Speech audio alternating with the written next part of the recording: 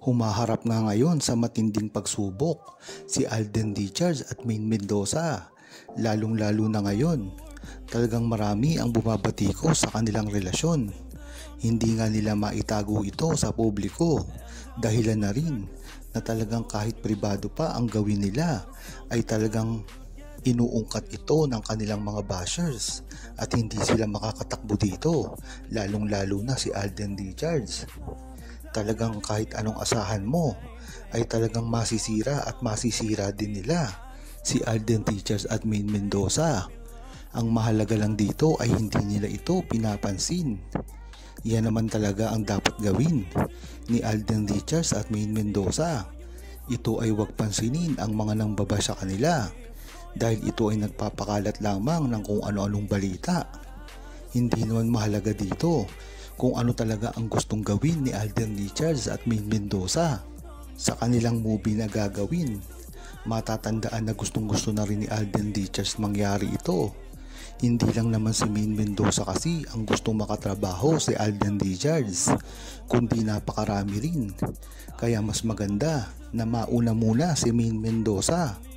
Ang maganda kasi dito ay galing sa successful ang movie ni Alden Richards at hindi ito mapapantayan.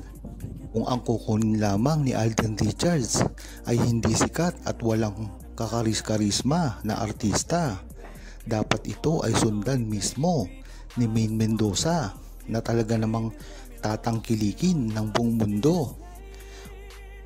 Ang maganda pa nga dito ay baka mahigitan pa nila ngayon ang movie nila Catherine Bernardo at Alden Richards na Hello Love Again.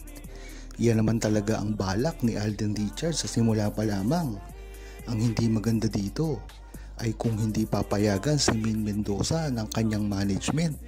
Alam naman natin kasi sa simula pa lamang ay dyan na talaga nagkakaproblema ang pagsasama na ginagawa ni Alden Richards at Maine Mendoza. Kaya hanggang ngayon ay talagang napakalabo pa rin ng nangyayari sa kanila. Ang mahalaga dito ay nagbigay na ng pahayag si Alden Richards at Maine Mendoza na gusto nilang magsama sa isang proyekto sa movie man o teleserye. Dapat na rin umamin si Maine Mendoza at Alden Richards at aminin kung ano talaga ang namamagitan sa kanila. Marami na rin sa atin ang naghihintay ng isang malinaw na pahayag mula sa kanila, isang kumpirmasyon ng kanilang nararamdaman. Marami na rin kasing fans ang nagsasabi na dapat na ay umamin sila, ngunit ang katotohanan, hindi nila kailangang magbigay ng formal na sagot upang makikita ang kanilang mga tunay na nararamdaman. Hindi ba't malinaw naman sa kanila ang ginagawa nila? Hindi lamang sa harap ng kamera, kung hindi pati na rin sa mga pagkakataon sa likod nito. Ang pagmamahal, hindi walang mga salitang binanggit, ay maipapakita sa pamamagitan ng maliliit na bagay tulad ng mga titig, mga gestures at ang kanilang mga personal na hakbang sa buhay. Yan naman talaga ang una pa lang na sinasabi ni Maine Mendoza at Alden Richards sa isa't isa. Kaya kung tatanungin nyo si Maine Mendoza at Alden Richards ay kahit hindi umamin ito ay nagkakaintindihan na. Maganda lamang na aminin nila ito sa publiko, lalong-lalo na sa harap ng media at sa isang show kagaya ng Itbulaga. Nang sa gayon ay mismong mapatunayan pa na totoo ang kanilang relasyon at hindi na nila ito itago pa. Dahil sa bandang huli sila rin ang mahihirapan dito at lalong-lalo na ngayon na napakaraming bashers ang lumalabas para sirain ang relasyon nila. Hindi lang naman sa kanila ito makakabuti, ngunit makakabuti ito sa kanilang mga pamilya, mga taong nakapaligid sa kanila, mga kaibigan at mga katrabaho. Yan naman kasi talaga ang dapat nilang gawin dahil hindi naman sila nito napaamin ng kung sino-sino man lang, ngunit talagang kailangan nila itong gawin para na rin sa mga tao na minamahal nila. Ang pagiging public figure nga ni Maine Mendoza at Alden Richards ay hindi madali at malaki ang pressure na nakaakibat dito. lalo na't ang mga fans at basher ay laging may opinyon at inaasahan na makakita nila kung ano ang nangyayari sa likod ng kamera. Pero sa kabila ng lahat ng iyon, pinatunayan ni Alden Richards at Maine Mendoza na walang makakasira sa kanilang pinaghirapan.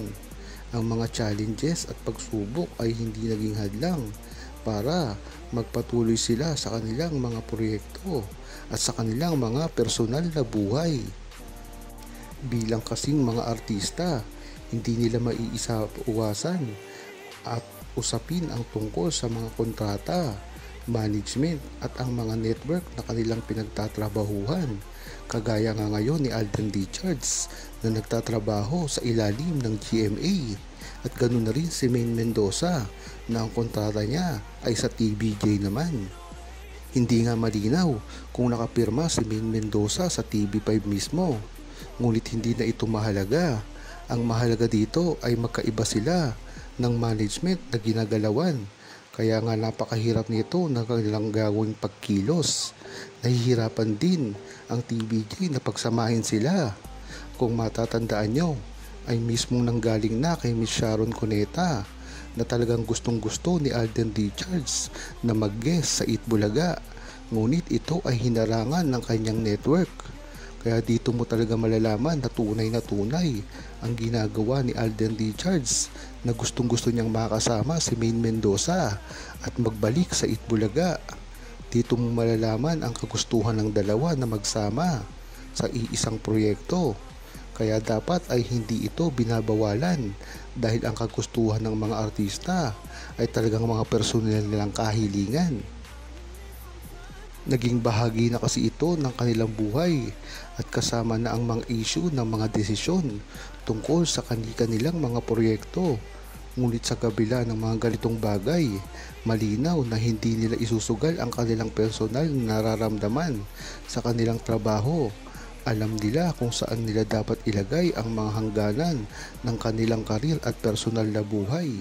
Nang sa gayon ay talagang makita kahit pa ng buong fans at Aldab Nation na talagang gustong gusto nila na magsama ngayon sa Eat Bulaga na alam naman natin na malapit nang mangyari. Dahilan na rin kasi ito sa pagpapakita ng Eat Bulaga at management ang kagustuhan nila na makabalik na rin sa dati si Alden Richards. Yan naman talaga ang gustong gusto kahit pati si Alden Richards ang makapunta, makadalaw man lang sa nagpasikat sa kanya sa ang Eat Bulaga. At dahil dito, itong katuparan na ito ay maaari nang mangyari sa lalong madaling panahon.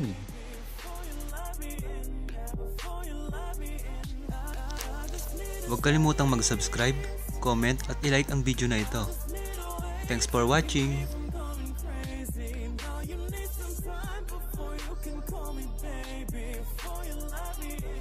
Before you